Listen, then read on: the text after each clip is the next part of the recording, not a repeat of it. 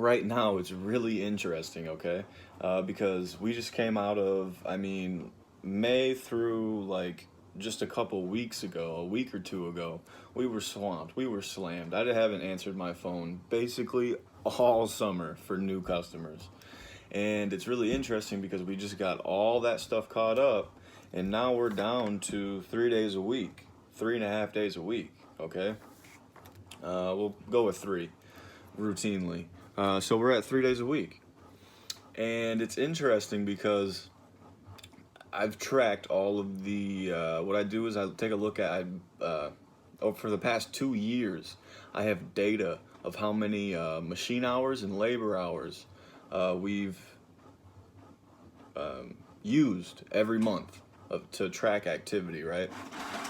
And what I have found over the past 2 years is that the activity level kind of goes like this. So March is over here, December's over here, right? So in March, it's a little blip, maybe, if you get some weather. April goes like this. May, boom, way the hell up here. June takes a small dip. July, back up to where May was. Then if you, move the screen over, right? And then August, the month that we're in now, September's the lowest month out of the normal year, and then leaf season kicks in October, November, goes back up, okay? So it's really interesting because right now what I've got going on is like, yeah, I can't do all of this work by myself. I need at least one person to help me in the field. A couple months ago, a month ago, I needed two people for sure. I needed two people because I had other stuff going on. I had, on top of all this, the managerial work, whatever, and I needed two people out there, and for at least 2 days a week. I had 4 or 5 days a week routinely. Okay,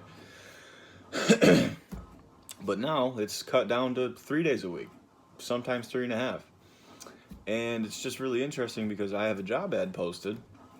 And I just made the schedule, and I'm sitting here looking at it, and I'm like, 3 days a week.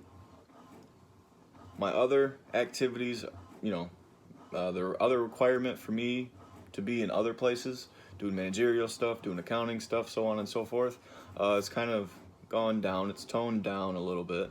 And at the same time, this stuff is toned down a little bit. So I have a little bit more free time at the moment. So it's like, yeah, I just posted a job ad 2 weeks ago, 3 weeks ago, whatever, because once I do go back to school, and then this natural lull that happens during this point in the season, like I said, July's way up, August falls a little bit, September's the bottom pit, and then it kicks back up in October. And I'm going to need somebody for the months of October and November, for sure, 100%, no doubt about it. I'm going to need two people out there in the field to where we can be efficiently operating and use basically have all of our capacity available. And it's just really interesting because, like I said, I've got 3 days right now. I just made the schedule for this week. Next week, I can kind of do it off the top of my head. Looks like last week. And I've got probably about 3 days there. So it's like looking at these next couple of months of August and September, like, yes, I would, if when I go out and work, I put more cash in my pocket, obviously, right? So I'm looking at a 3-day work schedule and I'm like, crap. I'm like, well, it's like, I would like some of that money, okay, for my plans that I want to do over the off season. I want some of that money, but I also need to take time to build somebody up right now, okay, to where when October, November rolls around, he kind of has a flow of things. He has a feel of things, So it's an interesting dilemma that I'm in, to where, like, yes, I need to hire somebody, but not immediately. I don't know how to put that. Like I said, trying to figure out when the right time to hire somebody, it can be insanely difficult. When's the right time? When's the right time? Okay? And then when you do finally hire somebody, it's like how much pressure it puts on you, okay? You have to keep this work coming in. You have to keep these clients happy now because someone else is relying on you to pay their bills. And it's like, I mean, you want to talk about stressful. It's like, crap. It can be interesting, like I said, a stressful situation. And it's just really interesting because, yes, I posted a job ad 2-3 weeks ago. And then now I'm sitting here looking at the schedule and I'm like, I don't really need to hire somebody right now. We've only got 3 days a week. But in reality, that 3 days a week can turn into 4 really fast.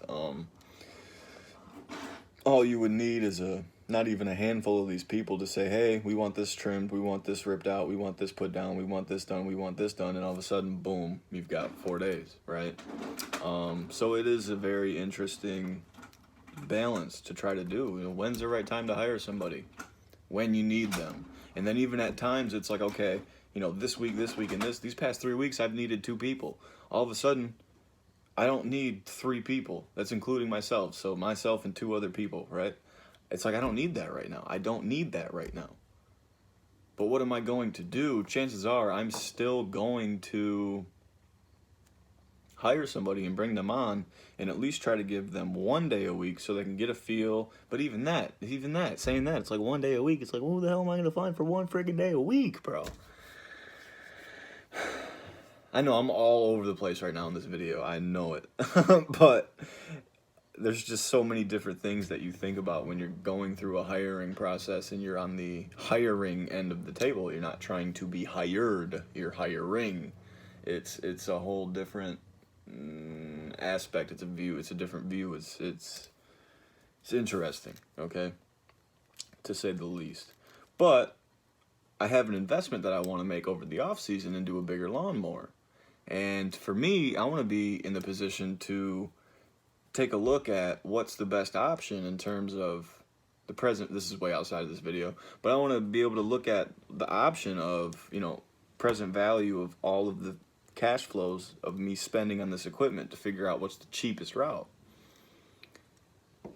And I need to be able to have a fat stack of cash in the bank to be able to purchase it outright if that's the best option, okay?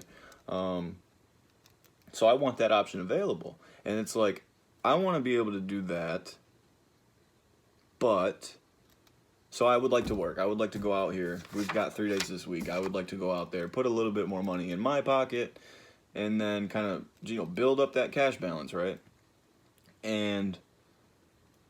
But I know I'm going to need people in October and November. No doubt about it.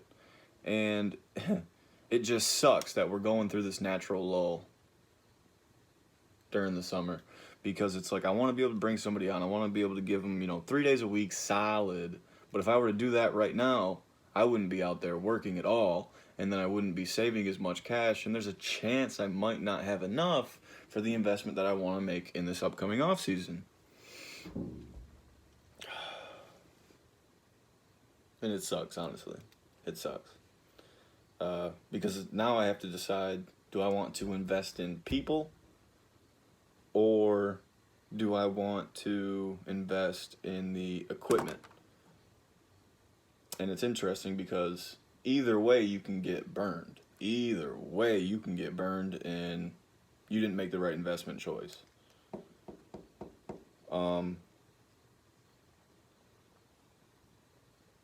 And it's just interesting. It's an interesting dilemma when you run into that. It's like, okay, I'm swamped right now, so let me post a job ad. You're so swamped it takes you at least 2 weeks to hire somebody, and you can't even get them all through. You know, you're just guessing, man. You send them an application, maybe a survey, and then you do an interview. You don't know that person. You're guessing, okay? And you might get lucky every now and again. I got really lucky this past, you know, the very first, when I hired somebody, I think back in like June. I got really lucky. Is that going to happen going forward? I don't know. Is that an investment that I should be willing to make?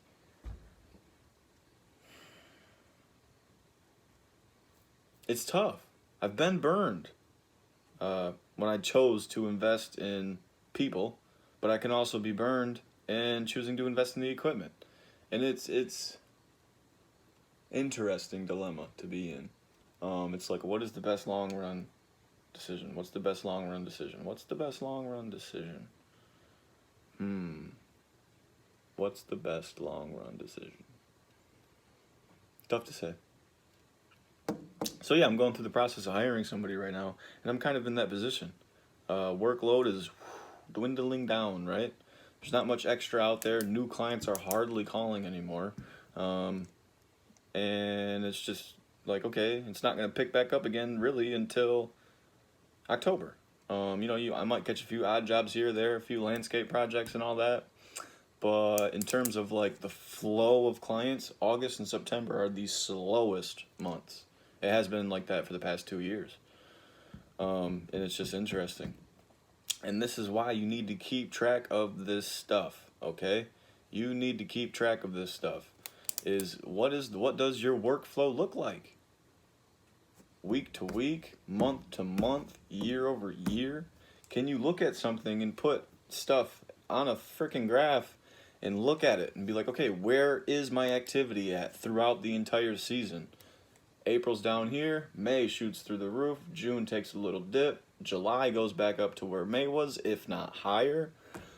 August falls, September bottomless, and then October and November it shoots up through the roof again.